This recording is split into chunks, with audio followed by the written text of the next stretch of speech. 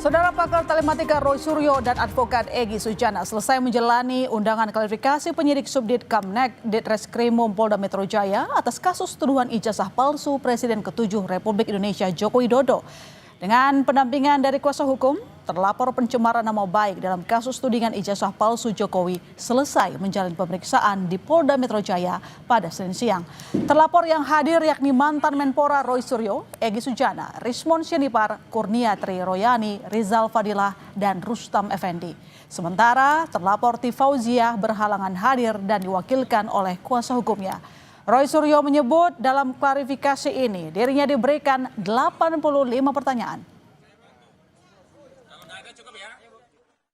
Saya ada 85 pertanyaan dengan 55 halaman, maka bisa diselesaikan dengan sangat cepat ya. Gitu. Jadi jangan kecewa ya untuk para pelapor yang sudah berharap itu akan, karena itu pun nanti akan menjadi catatan bagi kepolisian kenapa mereka memproses sesuatu yang tidak jelas ya. Karena tidak jelas, dan yang paling penting kami tadi juga menyampaikan surat dari tim kuasa hukum kami bahwa ini tidak ada legal standingnya.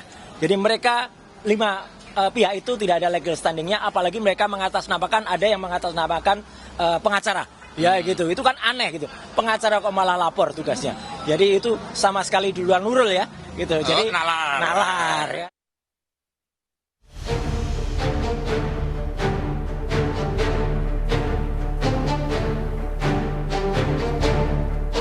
Akhir April 2025 lalu, mantan Menpora yang juga pakar telematika Roy Suryo menjadi sorotan setelah menuai kritik usai menuding ijazah palsu Presiden ke-7 Joko Widodo. Tak tinggal diam, Jokowi melaporkan sejumlah orang, salah satunya Roy Suryo CS, ke Polda Metro Jaya atas dugaan pencemaran nama baik. Penuding ijazah palsu Jokowi, Roy Suryo CS, menolak undangan klarifikasi penyidik Polda Metro Jaya dalam penyelidikan kasus pencemaran nama baik dan dugaan penghasutan mengenai ijazah Jokowi. Dalam konversi yang digelar 1 Juli lalu, Roy Suryo CS mengaku ia dan rekan-rekannya yang menjadi terlapor memilih untuk tidak hadir di Polda Metro Jaya karena menilai undangan klarifikasi bersifat tidak wajib. Namun Roy menegaskan pihaknya siap membantu polisi untuk gelar perkara khusus sebagaimana yang diminta pihaknya. Karena secara hukum memang itu tidak perlu dihadiri. Tapi kami siap, penegasan kami siap ini untuk menjelaskan bahwa kami menolak kalau besok ada narasi miring yang mengatakan kami ini mangkir. Tidak mangkir. Kami melakukan press conference hari ini itu sengaja untuk menjawab sebelumnya. Jadi bukan kami besok tiba-tiba tidak datang terus baru ngasih keterangan, bukan. Kita sudah jelaskan sebelumnya. Dan kami akan sampaikan juga pemberitahuan resmi kepada Polda Metro Jaya. Hingga saat ini kasus pencemaran nama baik dengan terlapor Roy Suryo CS masih terus bergulir. Kabid Humas Polda Metro Jaya, Kombes Ade Ari Syam Indradi menyatakan, Kamis lalu polisi telah memeriksa kuasa hukum Jokowi, Yakub Hasibuan, maupun ajudan Joko Widodo, Kompol Syarif. Menurut Ade Ari, keterangan keduanya sangat diperlukan guna merampungkan berkas penyelidikan dalam kasus ini yang nantinya akan didalami penyidik.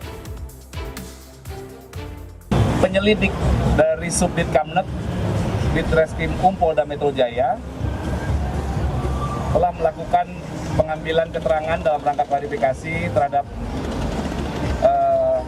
saksi tersebut ya, yang ditanyakan dalam rangka pemenuhan fakta-fakta. Ya, proses pendalaman ini masih terus dilakukan. Penyelidik terus mengumpulkan fakta-fakta dari pihak pelapor, kemudian saksi-saksi yang disampaikan oleh pelapor, kemudian barang bukti yang diserahkan oleh pelapor, kemudian juga dari pihak terlapor. Tak hanya dilaporkan Jokowi atas pencemaran nama baik, Roy Suryo CS juga dilaporkan Peradi Bersatu dengan pasal penghasutan. Pihak Peradi Bersatu juga menambahkan laporan kepada Roy Suryo CS dengan jerat pasal perlindungan data pribadi. Tim Liputan, Kompas TV.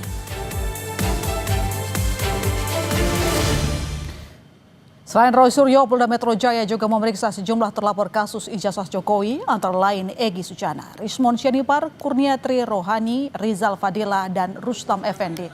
Sementara terlapor Tifauziah berhalangan hadir dan diwakilkan oleh sang kuasa hukum. Undangan klarifikasi hari Senin merupakan buntut dari pelimpahan 5 laporan terkait tudingan ijazah palsu Jokowi yang dilaporkan di beberapa Polres wilayah di Jakarta, Bekasi, dan Depok.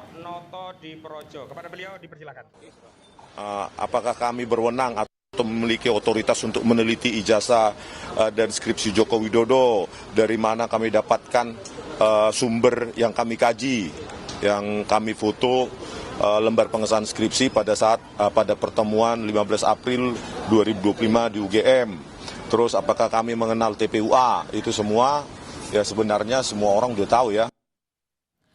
Pakar Telematika Roy Suryo menjalani pemeriksaan penyidik Polda Metro Jaya hari ini terkait kasus dugaan pencemaran nama baik Jokowi melalui tudingan ijazah palsu. Kita membahasnya bersama Roy Suryo, penuding ijazah Jokowi, dan Ade Dermawan, Sekjen Peradi Bersatu. Saya menyapa Pak Ade, selamat sore. Mas Ade. Dan saya menyapa, terima kasih telah hadir di studio, Mas. Sama-sama, Mbak Sister. Ya. Setelah diperiksa langsung datang ke Kompas TV. Oh iya, naik drone tadi. Naik turun. Bajunya masih sama kan? Ya, saya langsung punya pertanyaan satu. 85 pertanyaan, ada materi apa saja yang ditanyakan kepada Anda? Ya, tadi sempat diceritakan tidak jauh dari Dr. Resmond, ya gitu. Tapi ini ya harusnya memang orang tuh smart ya gitu.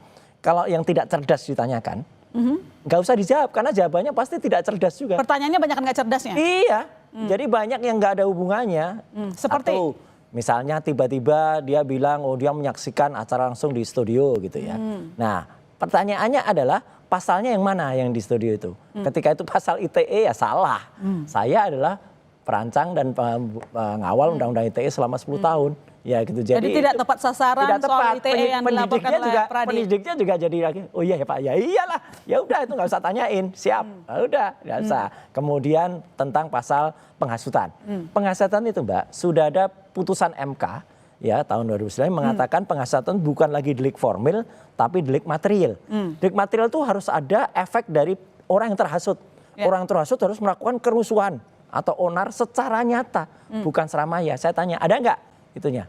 Nggak ada Pak. Ya udah, ngapain tanyain? Ya udah. Jadi banyak hal yang pertanyaan itu udah patah sendiri ketika ditanyakan. Ya kalau gitu kan ngapain dijawab gitu loh. Jadi clear aja. Jadi dari 85 pertanyaan kan Anda diperiksa sangat singkat ya waktunya karena nggak jawab semua pertanyaan. Jadi 85 pertanyaan berapa yang masuk logika Anda?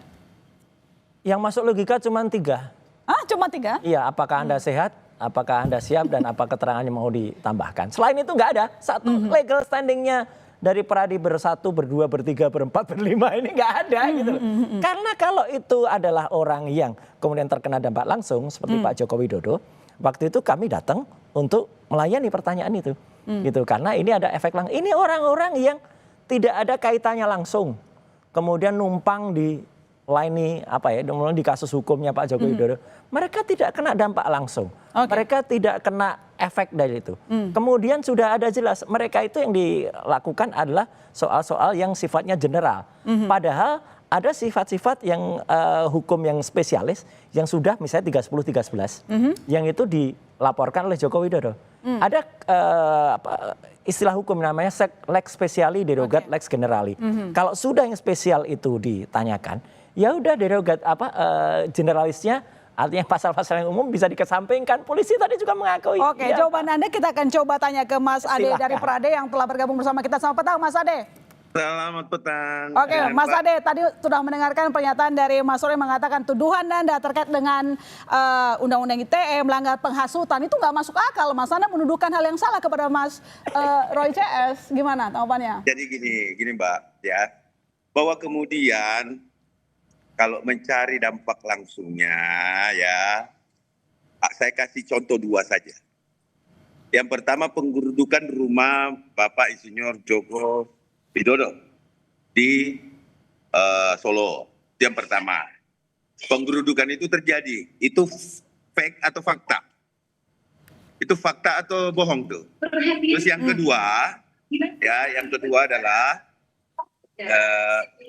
peristiwa pembakaran foto Mas Roy di Malang Raya. Itu fakta atau bohong? Rekayasa kalau itu. Rekayasa katanya Mas. Itu dulu, itu fakta atau bohong tuh. Nah, terjadi di mana-mana. Kalau ini tidak dilaporkan, siapa yang bisa menjamin bahwa tidak terjadi susulan-susulan baik dari relawan maupun juga dari masyarakat yang mencintai Jokowi ataupun yang kontra terhadap Bapak Insinyur Joko Widodo atau pendukungnya Pak Roy Suryo CS atau TPUA gitu loh. Sebentar Mas Roy, saya jelaskan dulu bahwa kalau berbicara dampak itu pasti ada dampak. Enggak mungkin kuculuk-kuculuk orang mau melaporkan polisi, apalagi itu adalah relawan Bapak Joko Widodo ya untuk hal ini. Kalau tidak ada dampak, ini ada dampak gitu loh. Jadi generalis yang dimaksud dengan Pak Roy itu benar sekali. Tetapi perlu diingat, kalau tidak ada dampak. Ya. Nanti kita lanjutkan Mas Ade dan Mas Roy, kira-kira apa yang disampaikan nanti dijawab. Tetap bersama kami saudara di Kompas Petang.